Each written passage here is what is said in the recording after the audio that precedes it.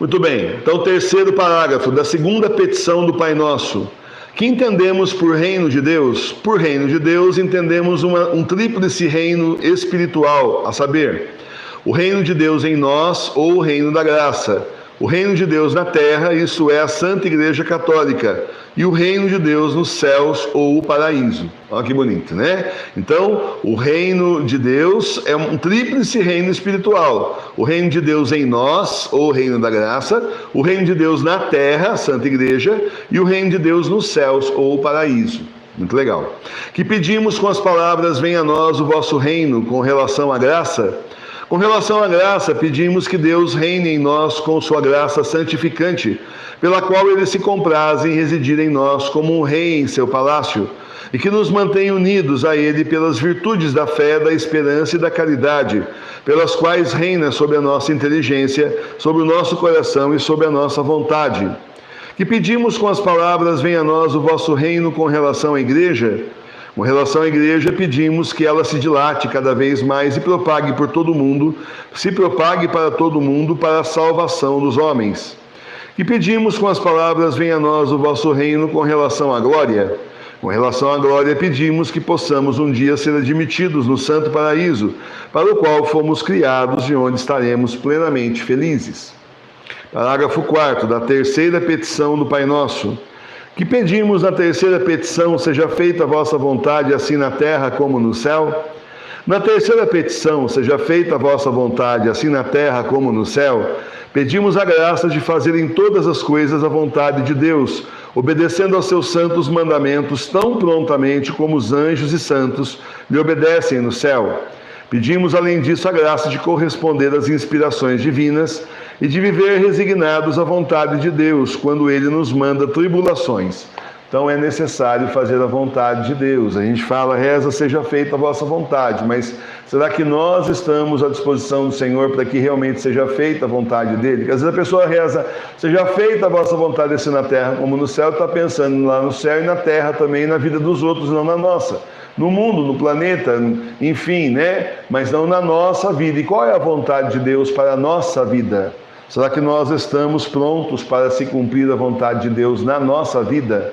Porque a vontade de Deus na nossa vida, meus irmãos, é que nós sejamos igreja doméstica, que nós continuemos com a Igreja Católica Apostólica Romana até a volta de seu Filho Jesus, com todos os percalços, dificuldades e perseguições que hão de aparecer por isso, já estão aparecendo e vão aparecer mais ainda.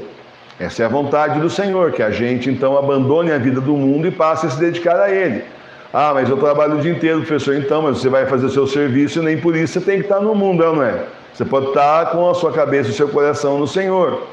Você pode estar jogando também conversa fora, falando de futebol, de política, de um monte de coisa que não tem nada a ver. E você pode estar pensando no Senhor, pode estar em oração, pode estar procurando na sua folga, estar lendo livro, de repente, eu tenho uma hora de almoço, meia hora para almoçar, meia hora para ler livro de santo, Então você pode estar assim, ocupando a sua mente com as coisas de Deus, tanto quanto possível, ou pode estar aí perdido no mundo e não lembra de nada, né? E aí é complicado, porque você foi chamado mais perto de Deus, o Senhor separou você. Santo significa separado por Deus para Deus. Então, por mais que você continue no mundo fazendo as suas coisas, a vontade de Deus é essa para a sua vida, ótimo, mas de qualquer forma, a gente está se dedicando ao serviço de Deus, servindo a Deus na nossa vida. Tá certo? Então tem que ver se a gente realmente, quando tem noção de quando a gente reza, seja feita a vossa vontade, assim na terra como no céu e na minha vida também, né? Tá certo? Tudo bem. É-nos necessário cumprir a vontade de Deus? É-nos tão necessário cumprir a vontade de Deus como nos é necessário conseguir a salvação eterna. Porque Jesus Cristo disse que só entrará no reino dos céus quem tiver feito a vontade de seu Pai. Então é preciso fazer a vontade de Deus, senão nequinha de céu para nós. Tá certo? Ou isso, ou a gente condenado ao inferno. E aí que é o negócio, porque é assim, aquele homem, nunca me sai da cabeça, né? Aquele homem, que comerciante, lá da época lá de Santa Brígida, ele era uma pessoa piedosa, ia à missa, fazia suas doações, fazia seus jejuns, penitências, e não foi para o céu, ele ia para o inferno. Nossa Senhora que intercedeu por ele. Porém, Jesus falou assim para ele: então, tudo bem, olha, como a minha mãe intercedeu por você, você não vai para o inferno, mas só que você vai ficar no purgatório até o fim dos tempos, porque se você pudesse, você ficaria no mundo até o fim dos tempos, então você vai ficar lá no purgatório até a minha volta. Então, por que isso acontece? Porque é uma pessoa que está na igreja, mas não está na igreja. Está uma parte, mas não está por tudo, não está realmente fazendo a vontade do Senhor. A vontade do Senhor é que a gente se prepare para Ele, para ir para Ele, para estar no céu com Ele. Depois de tudo que Ele fez e faz por nós, né, o Senhor quer que a gente esteja com Ele, esteja preparado, se prepare, use essa vida para se preparar para Ele. Mas se a pessoa assim, fiz a minha obrigação, o que manda o figurino eu estou fazendo, mas não converte sua alma e não busca a Deus de verdade com todas as suas forças, com todo o seu coração, com toda a sua inteligência, então essa pessoa, na verdade, ela está com um pé lá, um pé cá, um pé no mundo, um pé tentando ir para o céu, não vai chegar lá. Nós precisamos ter senso de realidade, nós não vamos durar aqui para sempre. Se o Senhor não tivesse para voltar, a gente também não ia durar para mais 100 anos, nem 50. Acontece que o Senhor está voltando. Mas se assim não fosse, de qualquer forma, nós nos encontraríamos com o Senhor mais cedo ou mais tarde, isso vai acontecer.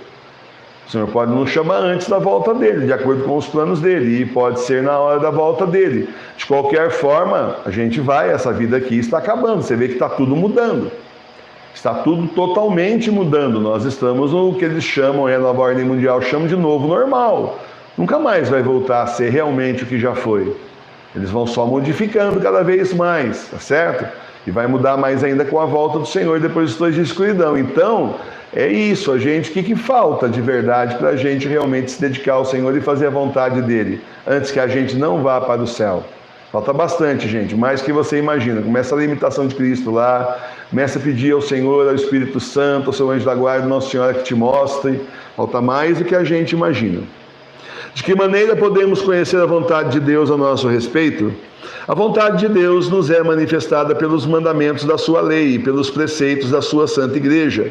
Nossos superiores espirituais, postos por Deus para nos guiar no caminho da salvação, nos orientam a fim de que conheçamos os desígnios particulares da providência a nosso respeito, desígnios que se podem manifestar em divinas inspirações ou nas circunstâncias em que o Senhor nos tenha colocado. E no caso, o Senhor aqui me coloca como pároco para conduzir, então, o rebanho dele para ele. Então é por isso que a gente tem a obrigação de falar aquilo que não é tão popular, mas que é obrigado a falar. Porque tem a responsabilidade de dizer a verdade, mesmo que não seja nada daquilo que você queria saber, mas a verdade é a verdade. O que o Senhor ensina é aquilo que Ele diz e pronto, não podemos mudar nenhuma vírgula, né? Devemos sempre reconhecer a vontade de Deus nas prosperidades ou adversidades da vida. Tanto nas prosperidades como nas adversidades da vida presente, devemos reconhecer sempre a vontade de Deus, o qual tudo dispõe ou permite para o nosso bem. Embora, às vezes, o Senhor escreva direito por linhas tortas, né? Você acha que está tudo dando errado e, na verdade, Ele está te poupando de um monte de coisa, você não entende nada, você acha que está tudo aí caindo debaixo de você, e você fala o que está acontecendo e depois lá na frente que você vai entender que aquilo que você estava querendo, desejando, trabalhando para aquilo não é o melhor para você. Várias vezes eu comento, dou exemplos a respeito disso, dessa situação, né? Porque o melhor para você é a sua salvação. Esse aqui é realmente o melhor, é a sua salvação. Aconteça como for, seja como for a vontade de Deus para você, mesmo que os seus planos não deem certo como você pensou que seriam ótimos e maravilhosos, não dá certo daquele jeito, mas o plano nosso tinha que ser, assim, apenas um, fazer a vontade de Deus para que a gente possa, então, merecer a salvação. Pronto, é isso aí. Fazer a vontade de Deus mirando na nossa salvação, né? A vontade é essa, a nossa vontade tem que ser fazer a vontade do Senhor e o objetivo, chegar no céu. Pronto. Se nós formos por esse caminho, por esse ângulo, por essa visão, você vai ver que por esse tipo de olhar de Deus, as coisas são muito diferentes daquilo que a gente gostaria, do que a gente imaginaria, do que o mundo fala que seria o melhor. Mas para Deus é outra coisa, é outro detalhe. Olha, São Paulo lá, caindo do cavalo, ficando cego no caminho de Damasco, 3 dias cego e achou que nunca mais ia enxergar na vida, o desespero que isso não foi.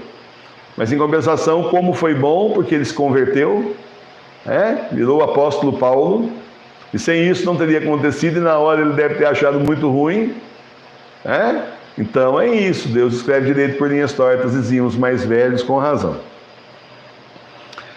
Quer dizer que Deus nos revela a sua vontade pelos sinais dos tempos? Não. A revelação divina encerrou-se com a morte do último apóstolo, de maneira que não há mais revelação pública necessária para a salvação. A afirmação de que devemos ver em todas as coisas a vontade de Deus diz apenas que todas as coisas estão sujeitas à santíssima vontade de Deus, de maneira que mesmo o mal não acontece sem uma permissão de Deus, que sabe tirar o bem do mal e por isso o permite. E como Deus tem sobre os homens uma amorosa providência, devemos ver em todos os acontecimentos bons ou maus um desígnio de Deus que visa a nossa salvação eterna. Olha, gente, a igreja tem uma preocupação muito grande com as pessoas ficarem aí com aquelas coisas, aquelas revelações aí particulares que muitas vezes são até imaginárias. A igreja, para reconhecer uma revelação particular, ou seja, feita por um santo ou por uma santa, dá trabalho. Eles realmente vão, eles investigam, eles procuram sinais que realmente aquilo está dentro, inclusive do que foi ensinado, revelado nas Escrituras, né? Não é qualquer um que eles batem o carimbo lá e falam, olha, essa visão aqui é verdadeira. Não é fácil assim. Aí a irmã Maria de São Pedro, o jeito que ela sofreu para que assim aceitassem que as revelações da Sagrada Face a ela eram verdadeiras. Sofreu bastante, ela e tantos outros santos. Tá certo? Então, meus irmãos e minhas irmãs, isso também não quer dizer que as revelações particulares não tenham valor, as reconhecidas pela Santa Igreja. As revelações que são reconhecidas pela Igreja têm um grande valor, porque nelas o nosso Senhor e Nossa Senhora vão então nos mostrando o caminho das pedras, vão de acordo com o tempo explicando mais, se aprofundando mais, completando aquilo que está nas Sagradas Escrituras, né? Mas, se você for ver mesmo, o resumo da ópera é o que está mesmo aí nas Sagradas Escrituras, no Antigo e no Novo Testamento. O resumo da ópera está ali. O que vai acontecer está ali. Os detalhes a mais são falados e essas aparições existem para reforçar a nossa fé. Então, de tempos em tempos, aí Nossa Senhora apareceu na história da humanidade e deu sinais, fez milagres e tudo mais, Nosso Senhor também, que é para as pessoas fortalecerem a fé, para dar aquele up assim na fé das pessoas daí da nossa igreja, tá certo?